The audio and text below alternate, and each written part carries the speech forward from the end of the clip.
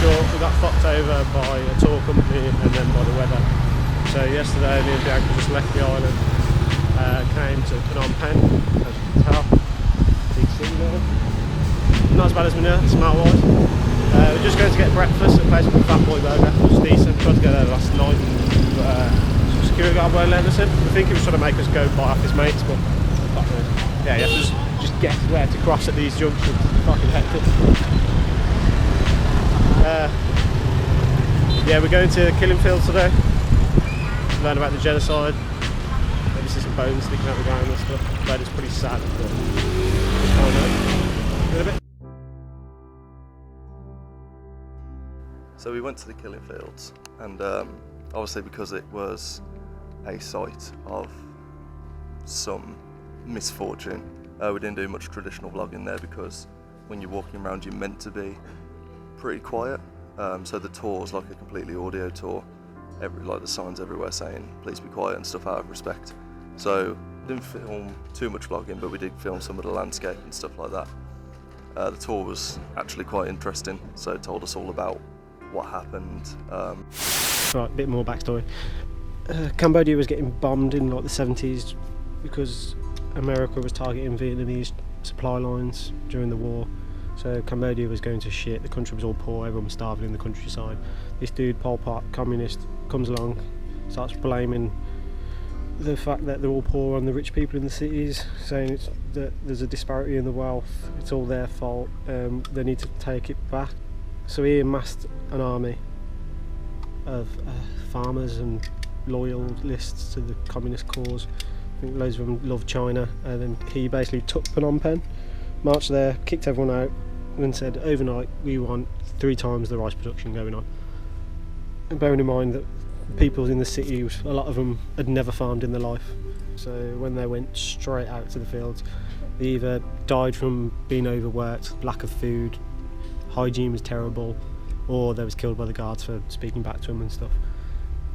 Following that, Pol Pot, being the madman that he was, decided that anyone who was an intellectual, so lawyers, teachers, politicians, were too smart for his liking and they could convince people against the communist regime, so he had them executed, which is at the killing fields. What he did as well, he didn't just kill the intellectual, he killed the whole family because he was scared of people taking revenge. So that meant the wives were killed along with the babies. There's actually a tree in Chungek, I think it's pronounced, where the pit beneath it was filled with, I believe it was 100 women and children. They killed the mothers, they raped them and stuff. They was all naked, and then they grabbed the babies by both legs and swung them at the tree and cracked their heads open. And when this tree was discovered after the war, it was still covered in brain matter and blood and hair and stuff. Like, these guys were pretty brutal. But the locals didn't know what was going on. They used to blare like propaganda music from the trees to drown out the noise at night. So they thought it was just a soldier training camp, or there was meetings going on. And also they sprayed all the bodies in the pits with this chemical called DDT, and it disguised the smell. So literally no one knew what was going on in this camp, even though it was so close to the city. This guy killed about a third of the population in like 4 years, and even to this day 70% of the population are under 30. That just shows like how many elderly people he killed, and there's still people alive to this day that survived the regime. Like, it seems like a long time ago when you think about stuff like the Nazis and other wars, but this happened literally in the 70s. This is a big stupa. I think it said it's like 10,000 bodies in there. Well, not the whole bodies. They've basically collected the skulls and they've got dots on showing how they were killed. So you've either got blue dot means a gunshot, etc., etc. They also tell you if they're male or female, their age.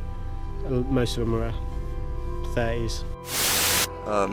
On a lighter note though, it was actually just kind of a nice place to walk around. So it's like, you know, nicely grown out with like trees and plants, and there was like animals wandering about and stuff like that. So 10 out of 10 would recommend. It's 8:45 in the morning, and after a couple of pretty uneventful days in Phnom Penh, which is Cambodia's capital city, we are on a bus which should be leaving in about 15 minutes to take us all the way to Ho Chi Minh City in Vietnam. So.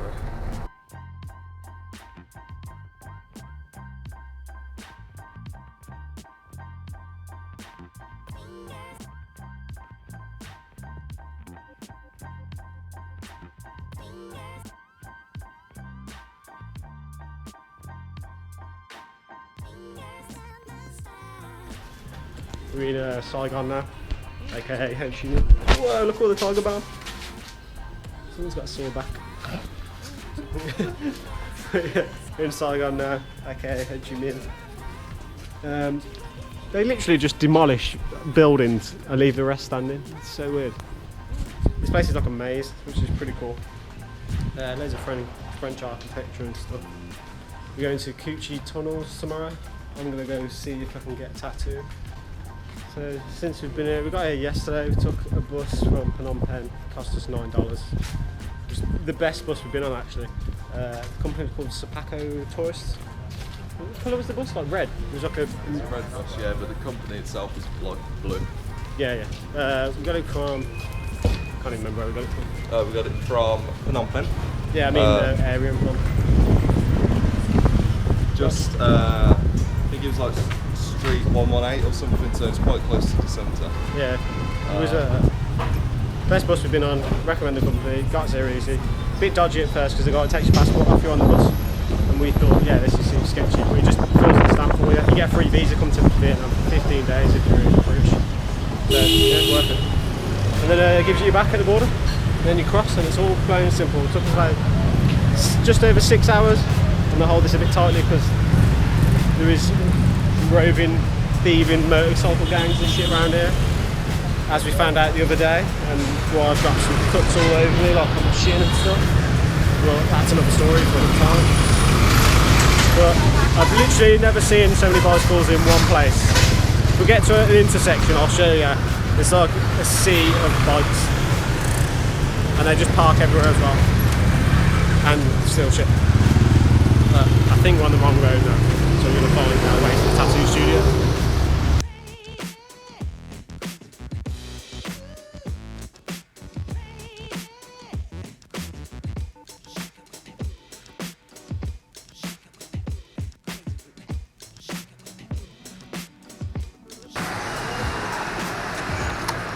So true to his word, we are at the Alchemist Tattoo Studio. Mainly because Brad follows a guy on Instagram called Nyapdi. I'll put the at on the screen now. So Brad follows him on Instagram, likes his work. So we turned up here, and Brad is getting a lovely piece on his leg of like a palm tree coming out of a skull. So while he's doing that, I'm going to go and get a massage, but I'll leave you in his capable hands so you can see how he's getting on.